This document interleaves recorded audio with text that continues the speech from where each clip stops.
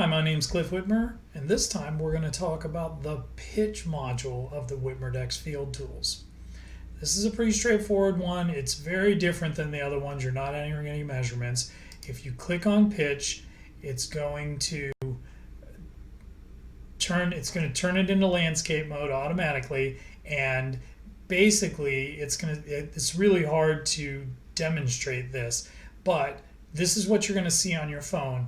And if you stand on the ground or if you lay this on the roof, it's going to tell you the pitch of the roof in rise over 12. So it's going to go, okay, it's a 412 pitch like it says here in this little diagram, and it would show you, the degrees. It's 18.4 degrees for that.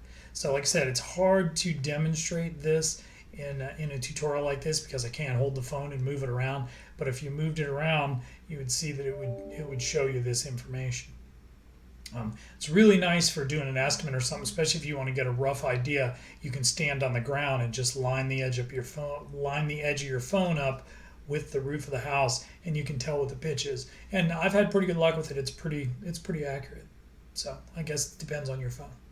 But that's it. Pretty straightforward, pretty easy module there, and we'll see you on the next one. Thanks.